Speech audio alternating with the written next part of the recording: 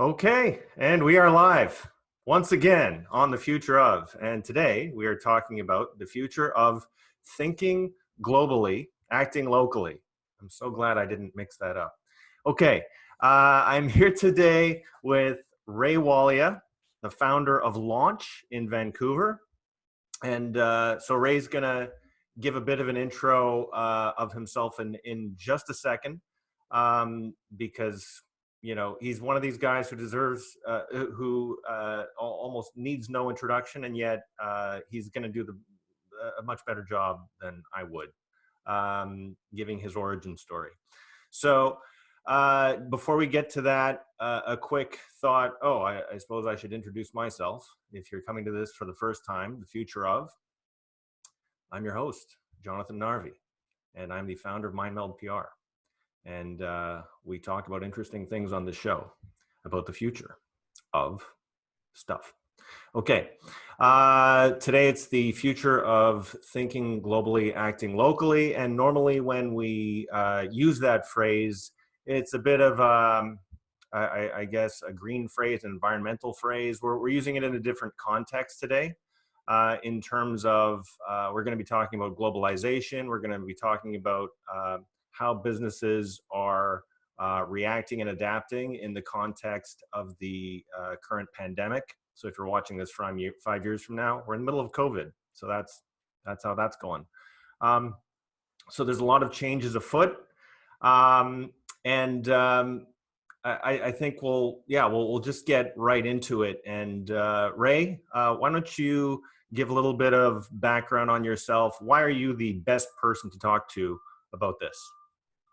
Thanks, Jonathan. I don't know if I'd be the best person. I've got opinions and I've got experiences, but best person, I'll leave that to everybody else to decide. In terms of origin story, my origin story is very long and kind of convoluted.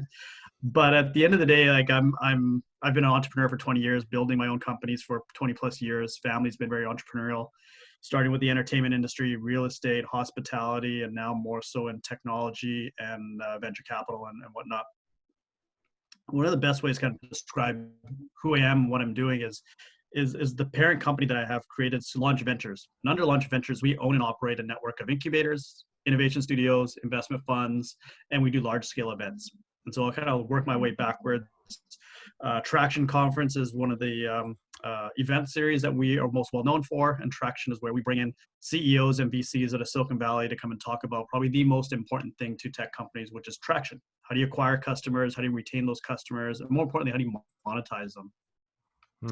The big conference is supposed to be in August. Everything that's happening with COVID, that's obviously been derailed, and we're pushing that into 2021 now.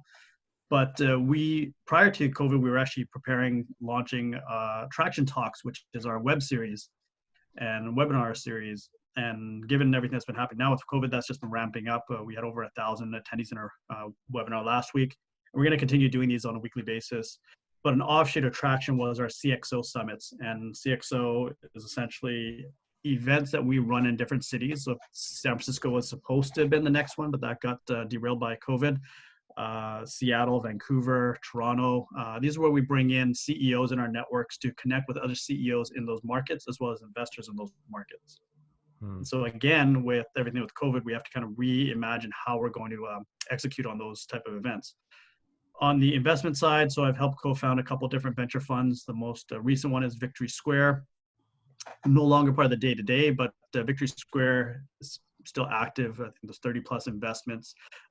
Big news this week was one of our portfolio companies, Fans Unite, just went public. And so it's a spin out of a public company, and they're doing extremely well. They just made an acquisition as well. So we're really proud of that team for what they're doing. There was a film fund. We were investing in film and television projects under Victory Square. And then on a family side, we have a real estate business. We're investing in real estate and helping international partners explore real estate opportunities in Canada.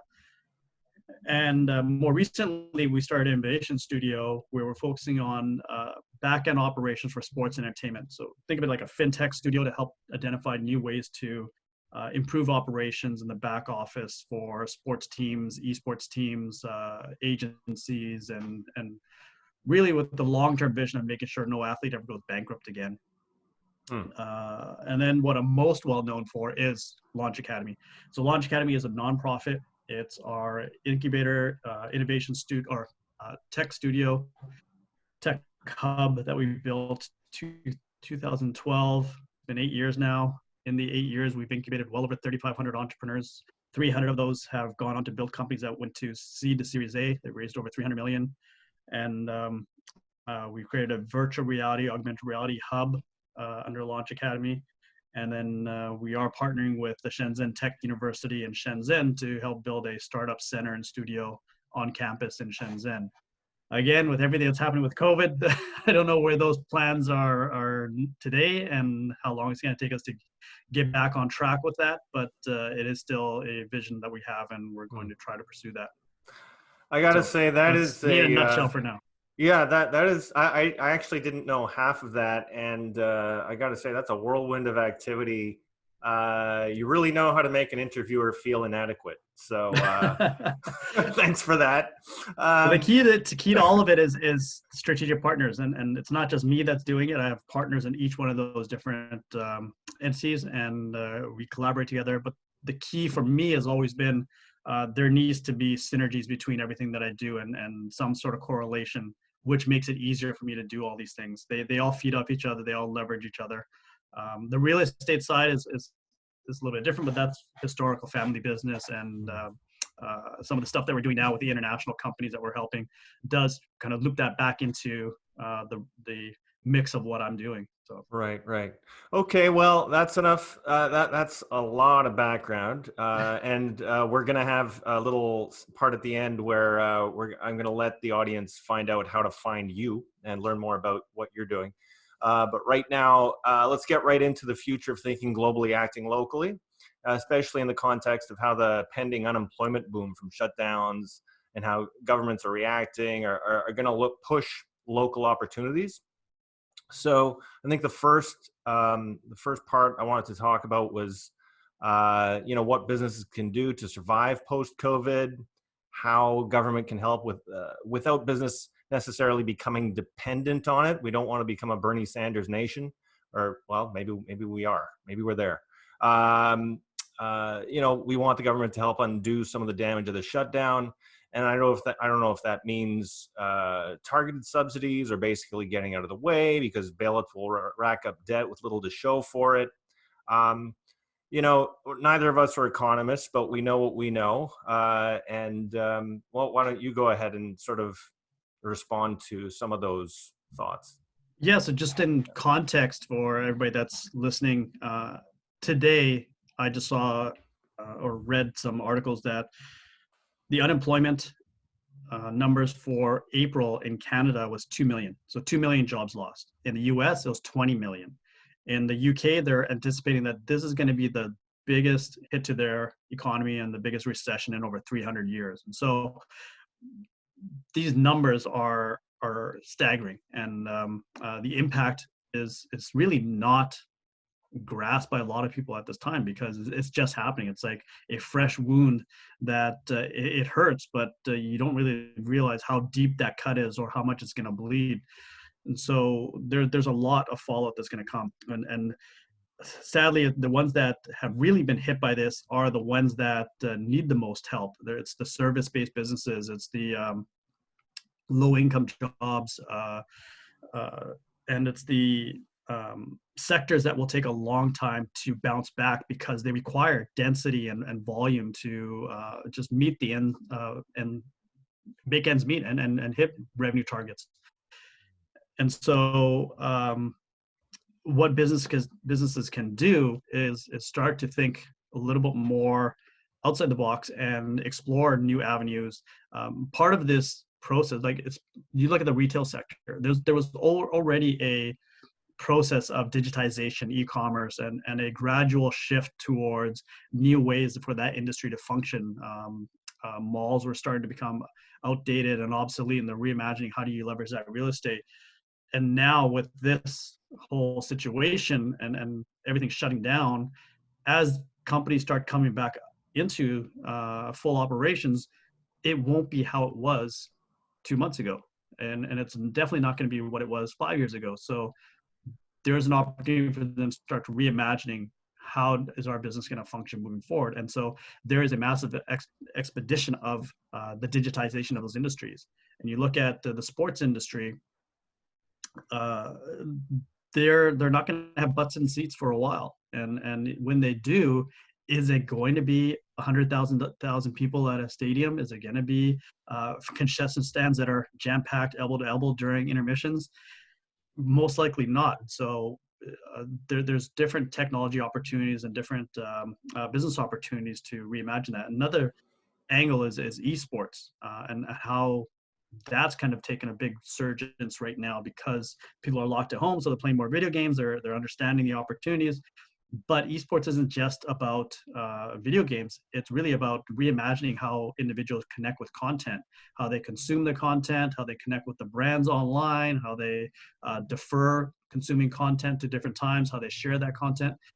There's a whole new opportunity for companies to explore those new channels. Like TikTok, I believe, the impact, and this blew me away, the impact that's having in the sports world. I never would have anticipated TikTok would really be a factor in distributing content in sports, but the NFL did their draft online, and it was televised, and all the players were at home and the teams were at home selecting. So it was just really reimagining how they did their draft. But the viewership and the ratings were really high. And that's because people were stuck at home with nothing to do and they're starved without sports. But what really caught me off guard was the volume of attendees through social channels. One of the highest was TikTok. And that was really, really cool and interesting. And so there's a new wave of innovation and technology that's going to come to all these sectors. And sadly, it's being forced through during this pandemic, but there are some new opportunities that are on the horizon for tech companies. Yeah, it's interesting. I think you gave a number of great examples there for what the trend is. And if I had to name, like if we're talking thinking globally, acting locally, it's not about, reaching a global audience with, getting your products to, distant markets, or, we're not talking about more the more traditional look at global business, but it's more about we're all Taiwan now, we're all Israel now, we're all South Africa now, in terms of there are barriers to getting your services and products out to the people who are literally next door to you. You have to think bigger, how to distribute what you're doing online, digitally, using modern technology. So I think, like you said, it's kind of the pandemic forced people to undergo this change, and some companies will be able to handle it, and a lot of companies just in the near term, they either they didn't have the resources to change, or they just didn't see a path forward, and so we're seeing millions of unemployed. One of the struggle is going to be small mom and pop shops, the stores on Main Street. Is not that they can't change, it's just there's this human factor. Like there's been a big shock to their systems of having to shut down their business and trying to mentally recover, not just financially recover, but mentally recover, and then trying to explore, okay, well, there's all these new technologies. Are these applicable to me? Can I leverage this? Can I take my company online? Can I be selling using Shopify? There's this whole new learning curve that's being thrust upon them. And some of these small and mom and pop shops just aren't mentally equipped to adapt to that. But there is an opportunity for tech companies to come in there and be solutions for them and make it super simple and easy for them to transition online. You made a comment about we're all Taiwan, we're all Israel now. One of the things prior to all this that we've really been seeing and driving, like in November, I basically visited 16 different cities. I did talks at conferences in 7 of those 16 cities, and small workshops and private events all over Asia. And I got to kind of see firsthand how things are progressing and the globalization of tech companies. And so prior to all this, I really had this one statement where tech does not know borders. Borders are a political thing. We as tech companies can build products and services that, for all intents and purposes, are meant for a global audience. We want to sell to the entire world. We don't want to be hindered by borders or protectionism and all these other things that were happening 6 months ago. But today, those borders are getting tighter, and there's a lot more challenges and restrictions that are coming in place. But it's always it's take a step back. It's not just a bad thing either. Some of these issues around borders and locking down how technology and products and services flow outside of the countries is actually a reset to reimagine, okay, well, maybe we were a little bit too dependent on some other countries and trade and resources coming back and forth. Maybe we want to focus more on what's local, which goes back to my Main Street analogy. Like, yes, it really is dire straits for a lot of these smaller companies, but as you do start to put some restrictions back into the economy, it you can just imagine there will be some incentives or push for people to buy local and support the local companies and local producers and services and products. Yeah. It's a bit of a two-track street. What's going on here? I think, what you were just saying leads into something else I wanted to talk about. In terms of barriers going up, obviously there was a trend in place way before the pandemic, pretty much since 2016 in the United States, where I think we should steel man the argument a little bit. I think there's been a lot of news headlines on I don't want to get into what news is real and what isn't, but I think the U.S. argument for America first, or at least the Trump administration's argument for America first, is just sort of the latest iteration of something that's been going on for a while in reaction to the hollowing out of the Rust Belt in the Midwest. The traditional manufacturing base. They've had probably, I don't know what the actual number is, but I figure trillions in intellectual property theft from China. Clearly having supply chains that are completely dependent on companies that effectively there's a governing stake. A lot of Chinese companies are simply owned and operated by the operatives of the Chinese Communist Party. So the U.S. perspective, there's certainly, I feel like there's a balance there of, you can argue for increased trade, increased globalization, putting down barriers, and you can also argue for, hey, we need a sane response to, bad actors in the world economy. And this, the current crisis is making that very clear. And so I don't know if you have thoughts on what you're seeing, because you have a very international perspective. Not a lot of Canadians, when they think international, they're thinking U.S., but you've got interests in terms of your business and investments worldwide. So I'm curious how you view what's going on in the U.S. right now. Yeah, so again, let's pre-COVID world, make America great again, buy American. These are very strong sentiments. And the bad part of all this is that people were leaning left or right. There was no middle ground. It's either yes, we have to do this, or no, this is really restrictive. The hard reality is that there's some positives and negatives to it. There definitely is a lack of adoption to change and innovating and growing in their industries and adopting new technologies or identifying markets and industries that are dying and changing the scope. But the fact is, like, a lot of them of hardworking blue collar jobs were lost to companies that had to transition things over to China and Asia because of margins.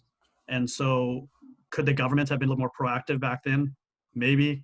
have been just some more fiscal responsibility, or maybe onus on management to think about their local markets and local economies more so than their corporate bottom lines.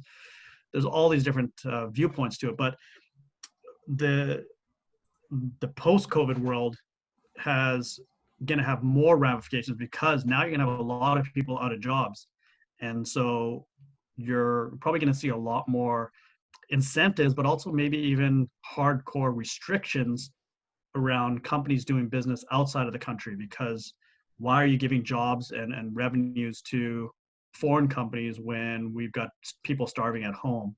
And there's going to be more onus on these governments, elected officials, to protect its citizens, right? And so we're probably going to see a lot more of this. And this is not just, again, an American thing. Japan just put out policies, I think about a month ago, encouraging manufacturing plants to leave China and come back to Japan and set up operations back in Japan because of their dependency on China. And when China did lock down, supply chains started to dry up. And so there's some realizations that we are a little bit too dependent on China.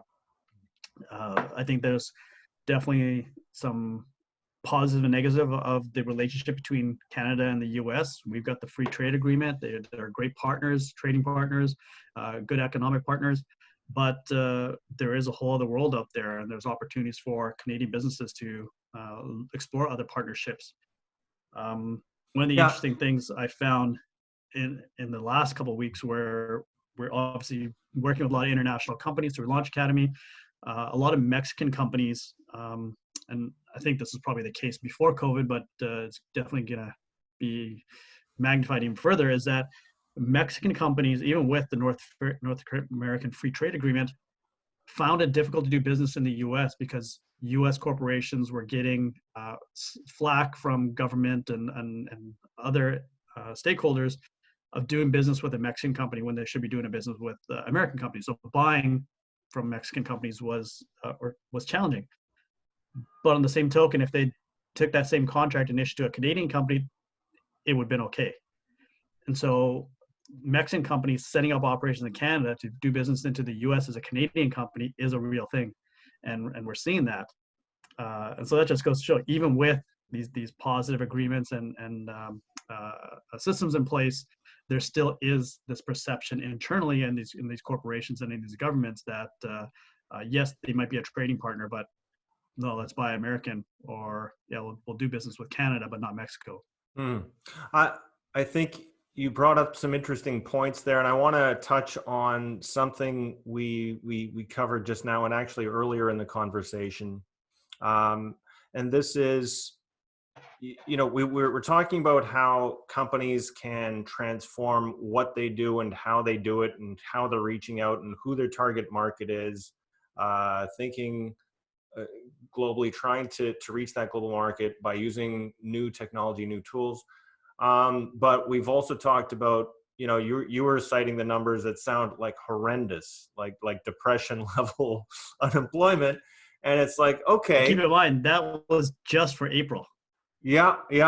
So, okay. So yeah, bearer of good news. So, all right. Let's say, let's say magically, lots and lots of companies, let's say most companies, in fact, could transform themselves. They had the resources, they've got the partners, the talent to change how they do business, and they're doing digital transformation,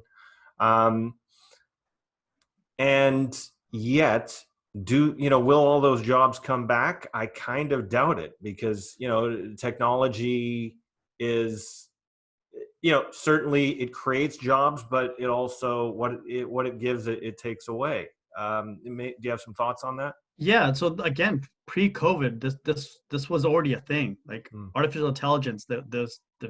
I've seen you write about this. Like artificial intelligence coming in and replacing jobs with machines. There is definitely a need for a re-education and retraining of the workforce.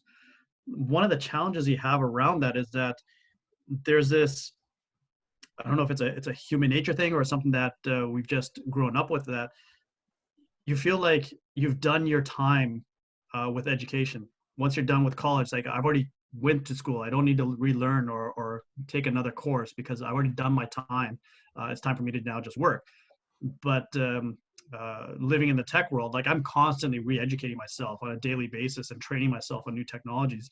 That mindset isn't really proliferated through the workforce. And so you do need to see kind of like a paradigm shift of how people view their work. It's not just, okay, I've been trained on this, and so this is my job for the next 2 or 3 years. I'm going to just keep doing it like this. Like, no, on a daily basis, you should be reevaluating how you function in the workplace and what you do. And so this is a great opportunity for a reset, if you will, of how people come back to work, what their work will look like, how you future-proof jobs and industries, whether that's focusing locally or focusing on integrating more technology that allows things to evolve and change over time. Will all those jobs come back? No, that's definitely not going to happen. Especially when you look at the ones that were severely hit, a lot of hospitality, a lot of retail. We are definitely not going to see some of our favorite restaurants come back and pop up. And historically, when you had a restaurant shut down, a new restaurant take its place, it's not going to be the case. Like that, the number of restaurants that we see are going to change. A lot of restaurants will not take on physical locations. They'll use commissary kitchens and cloud kitchens to focus on just delivery services and virtual restaurants and things like that. So there's going to be a big shift in how society functions moving forward. But it's not just all negative. Like there are some positives, but it's like ripping off a Band-Aid. It's going to hurt. It's going to hurt at first a lot, but humanity is something that adapts and changes, and we will survive through this and come out of it hopefully better off. But there's definitely pain right now, and that's no ifs, ands, or buts about it, though. Like you look at the U.S. really trying to force their economy back up and running and opening up businesses. Some people say it's gonna be more hurtful than anything because you've got a pandemic that's still not bottled up and it's just growing. Other people think no, there's more suffrage from the negative effects of the economy than there is from COVID. And so this is not a simple thing for people to wrap their heads around. And the fact is it's all over the world. It's not just one city. It's not one country. It's continents. It's the entire world that's suffering through this all at the same time too. Yeah. Well, I think, there are two interesting, well, one's a bright spot. One's just an observation of mine is just that, pre-pandemic, like as you were saying as well, technology, there had long been a trend even before AI was real, and machine learning, big data were really trending. Technology was putting pressure on people to adapt, keep learning, lifelong learning. So not just businesses have to adapt, people have to adapt. And despite those pressures, which you would think, some people just they will not fit into the modern economy. Pre-COVID, there was basically close to, anyone who wanted a job could get a job. That was in the States, where we weren't quite as lucky in Canada because, we've got our resource industry issues. But so I think, it showed that maybe there is the potential to bounce back very fast once we do open things up. So I think I think it's a good bet that could happen. I think the other side of it is that when I go back to what I said earlier about people's mindset being closed off to retraining or re-educating, they kind of have no choice now. And so when they're trying to get back to the workforce, okay, I need to take XYZ classes to be more employable in the tech sector. Let's face it, tech will be a big driver of economic recovery in a lot of countries, if not all countries. but you need that workforce to do so. And so there is a lot of need for re-education. And this is probably where the governments can really step in instead of just giving out, there's the argument about universal income, but there's probably another argument about universal education. And how do Yeah. you make education available and accessible to more people, and not just basic linear education, but opportunities to consistently retrain yourself and re-educate yourself, because this is something that's not going to go away. In 5 years from now, you're going to have another wave of technology that's going to make certain industries or certain companies obsolete. What does that workforce do? You need to, again, paradigm shift of how people view education and on-the-job training, and the way that they view their careers. Yeah. Well, I think there's a big part of that is just the psychology of it, of getting people to learn on their own, and you've talked about that before. Is just giving people the right incentives, and now there's the ultimate incentive. You might never work again if you don't learn. So there's the hell you're running away from. But there's also I get the challenge, because look, people. I have a vlogcast called The Future Of, and I've been providing service to the tech industry for years, and I was reporting on the tech industry for years. You would think I'm a pretty savvy guy, but just before the conversation started, we were talking about how I was all proud that I'd gone on Thinkific this week and was looking at developing some online courses, and then you tell me you've been on it for 5 years, and clearly there's Well, I'm a bit of an exception. I've been on TikTok for 2 years, and people are just starting to discover that. And I've been on other channels. It's my job to kind of jump in these things early. But yeah, to your point, like, nobody can be an expert on everything. And as much as you are exposed to this and entrenched in the tech industry, there's always going to be something new and innovative or confusing coming down the pipeline that we all need to wrap our heads around. Yeah. I think the last point I wanted to talk about, maybe you have some thoughts on this, is just what's become apparent to me through the pandemic. Like, there's been a lot of talk of mental health, people feeling down, they're stuck at home. And, I see this as, I think there's something people aren't talking about. I think people are connecting being home with, it's like it's cabin fever, or it's it's isolation, but it's more than that. It's, we get meaning from the work that we do, and that's from our careers, from not just from the people we work with and the interactions. Those are all healthy and productive, and you want those. We're social animals, but so many of us are doing work that we think we're providing value, and as long as people, our boss or our coworkers are appreciating what we're doing, we get meaning from this, we feel valued. So I think that there's a connection to what am I saying here, that as the economy bounces back, I think there's a newfound appreciation for just the prosperity that our system brings when it's working well isn't just measured in your pocketbook in terms of the salary you bring home. It's in terms of your how you feel about yourself. Do you have thoughts on that? 2 trains of thought on here, so remind me to jump to the second one. The first one I'll talk about is again, a little bit more of a lens on the tech side, but the tech world, you're getting a lot of companies saying, hey, but we're not in a rush to open up our offices. We'll work from home till 2021. And it's easy to say that because, well, I don't want to worry about the density issues of how do I make my office accommodate these people, and I don't want to run that risk, or we've been working great from work from home and going to continue to do that.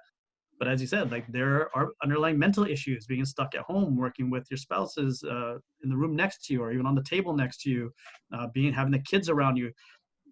The impact that's going to have on work offices and work cultures is still yet to be seen. First of all, we live in this world where you can have a tech office jammed with 100 people, where the office is really only suited for 70. And so you've got this overcapacity. And now with social distancing and understanding what type of densities you should have in your offices, companies are either going to get innovative with how they structure their office, or maybe it's part-time schedules where you work from home on a Monday and Tuesday, and you're in the office on Wednesday, Thursday, and Friday is a flexible day or whatever.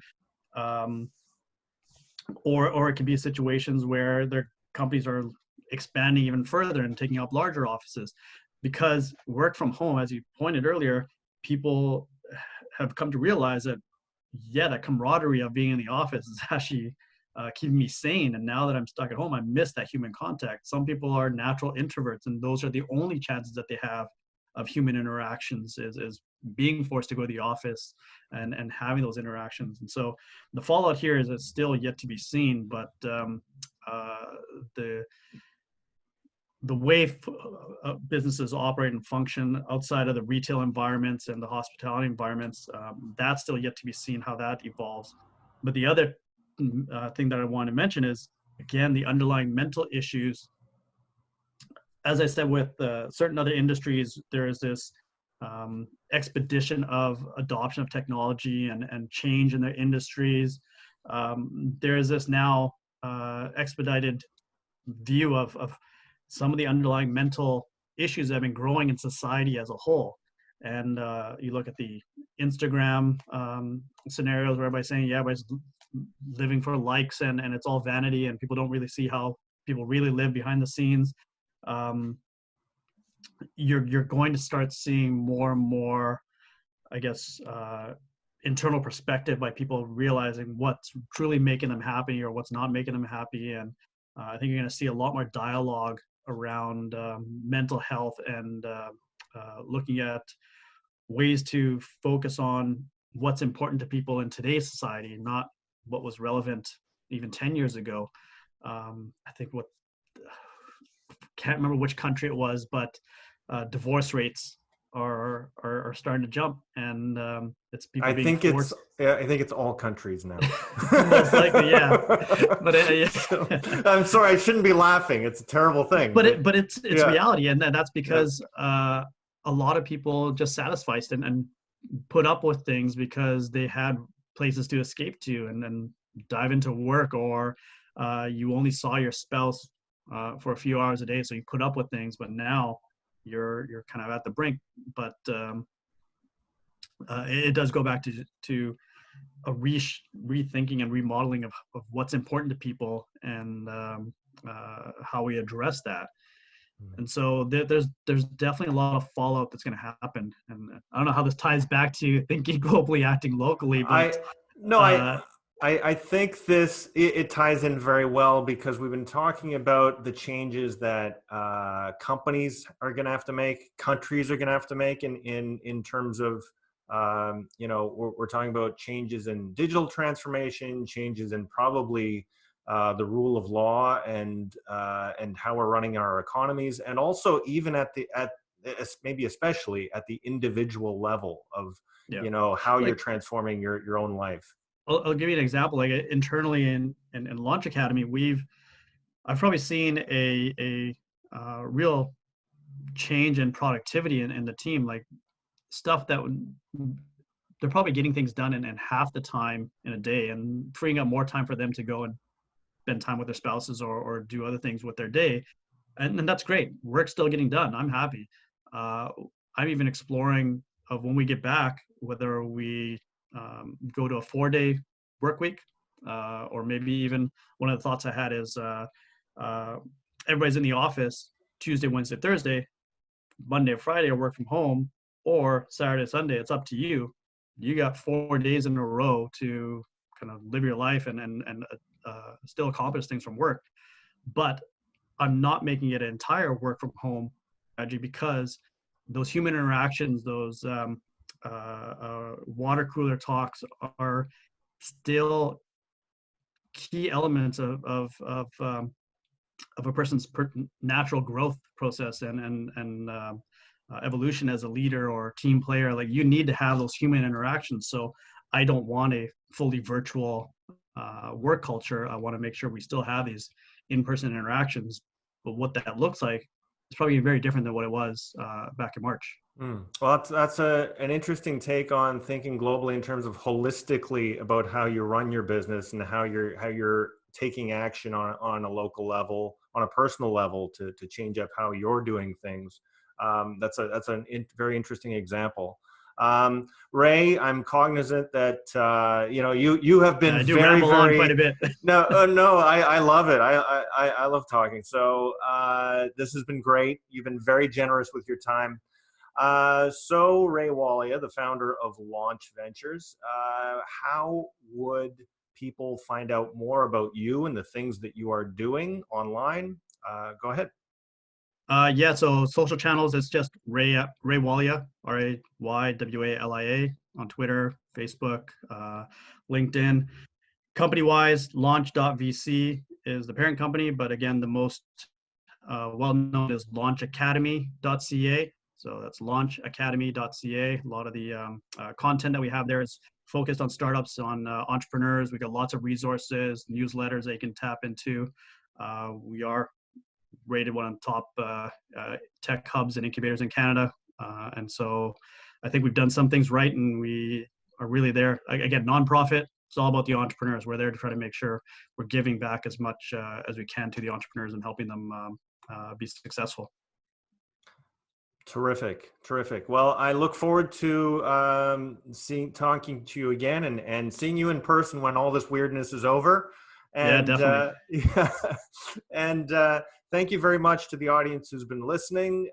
You've been listening to The Future of, and I hope to see you sometime in the future. In person. Take care. Thanks. Bye.